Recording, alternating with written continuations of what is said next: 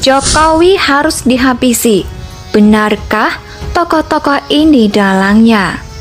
Semuanya saya menghormati proses hukum yang sedang berjalan di KPK terhadap siapapun. Dan saya meyakini bahwa KPK dalam menangani sesuai dengan kewenangannya itu sangat profesional. Dan pada kesempatan yang baik ini saya juga menegaskan sekali lagi, stop korupsi. Nah, untuk siapapun. Kita apresiasi,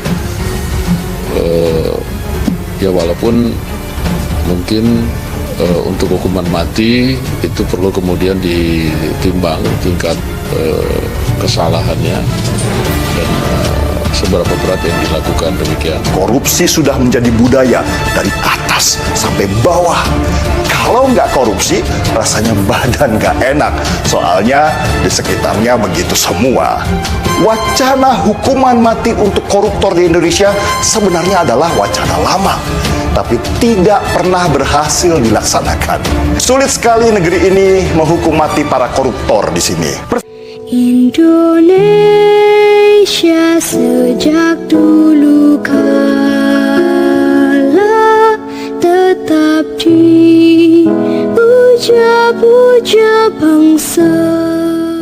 Persetan dengan nasib bangsa dan negara, ada urusan dengan 250 juta rakyat Indonesia. Mereka harus saling tikam, harus saling bersih tegang, dan kalau perlu mereka perang dengan sesama pemerintahan. Harus jelek di mata rakyat. Jangan biarkan prestasi dan kerja keras Jokowi diketahui semuanya. Harus ditutupi, diganti dengan narasi-narasi kegagalan. Seolah-olah negeri ini akan diboyong asing dan asing, dan seakan-akan negara ini akan hancur tak tersisa. Ya kira-kira itulah yang ada dalam pikiran dan pembahasan sehari-hari dari mereka yang geram pada sepak terjang Jokowi dan pemerintah selama ini.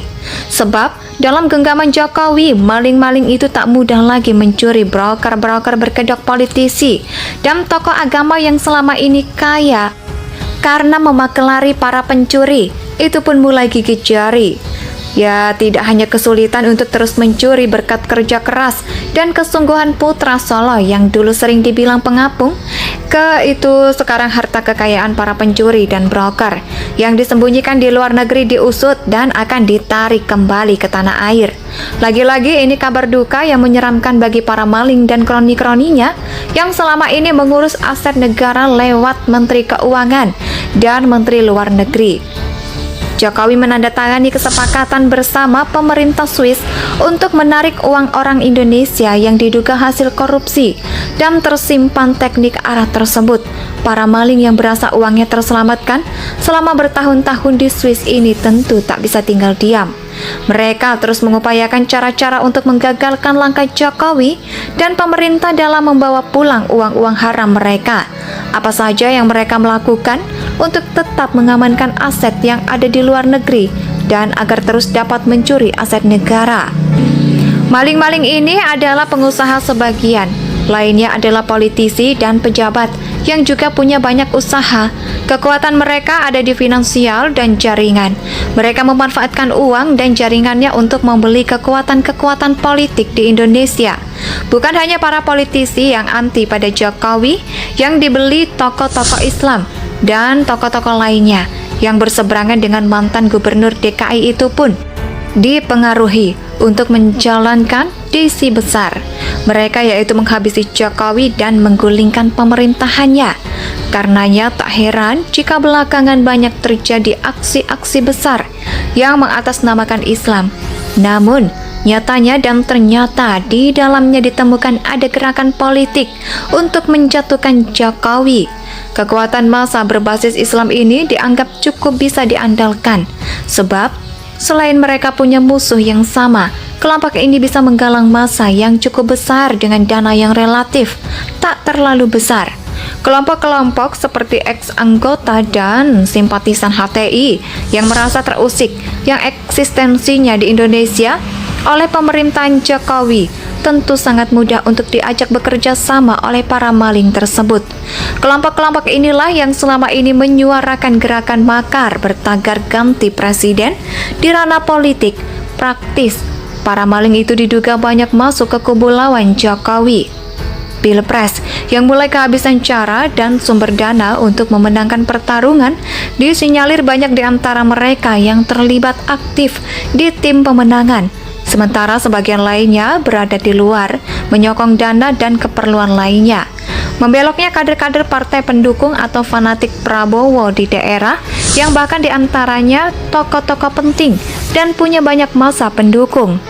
Diduga kuat karena indikasi adanya para maling sudah terhenti sekarang saat bisa membohongi dirinya dengan terpaksa berbeda pilihan di Pilpres dengan partainya dan mendukung Jokowi, bahkan tak segan keluar dari partai itu.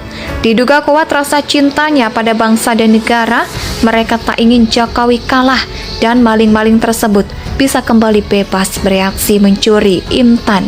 Menghabisi aset negara, sebentar lagi kita semua akan menyaksikan dan akan tahu siapa saja yang tergolong maling atau koruptor.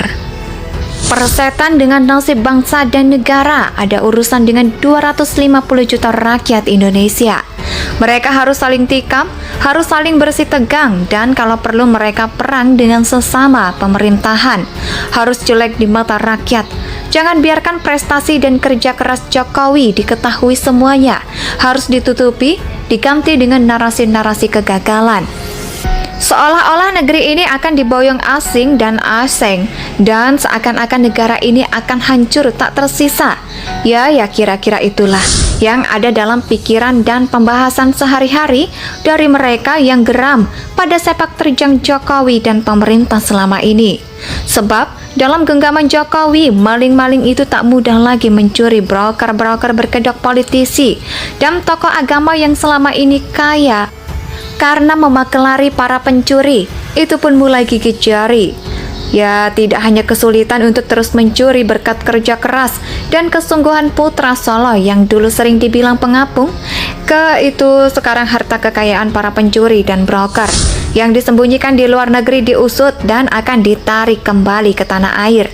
Lagi-lagi ini kabar duka yang menyeramkan bagi para maling dan kroni-kroninya yang selama ini mengurus aset negara lewat Menteri Keuangan dan Menteri Luar Negeri. Jokowi menandatangani kesepakatan bersama pemerintah Swiss untuk menarik uang orang Indonesia yang diduga hasil korupsi dan tersimpan teknik arah tersebut. Para maling yang berasa uangnya terselamatkan selama bertahun-tahun di Swiss ini tentu tak bisa tinggal diam.